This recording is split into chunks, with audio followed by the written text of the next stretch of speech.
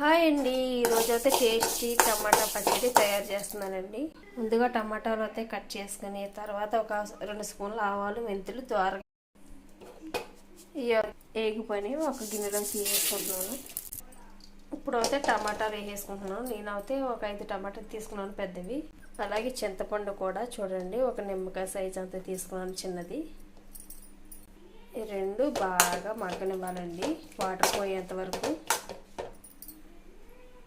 చూసారు కదండి, అసలు నూనె కట్ట ఏమీ లేదు. ఇలా బాగా మెత్తగా అయిపోవాలి. చింతపండు టమాటాని ఇంకా బాగా ఉడకాలి వాటర్ అంతా పోయేదాకా.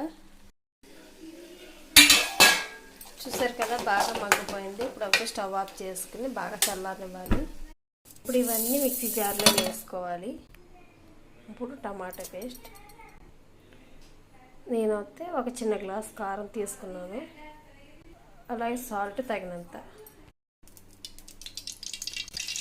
అలాగే ఇప్పుడు పోపు పెట్టుకోవాలి. వెల్లుల్లిపాయలు, అలాగే జీలకర్ర, ఆవాలు, ఎండుమిర్చి, ఇంకా కరివేపాకు అయితే బాగా వేగనివ్వాలి. అలాగే మెత్తగా ఆడుకున్న టమాటా పేస్ట్ ఇందులో వేసుకుని ఇది బాగా పచ్చివాసన పోయేదాకా బాగా వేసుకోవాలి, మగ్గనివ్వాలి. చూసారు కదండి, టమాటా పచ్చడి రెడీ అయిపోయింది. వేడి వేడి అన్నంలో కానీ చపాతీలో కానీ తింటే చాలా టేస్టీగా బాగుంటుంది. మీకు నచ్చితే తప్పకుండా ట్రై చేయండి. ఓకేనా ఫ్రెండ్స్?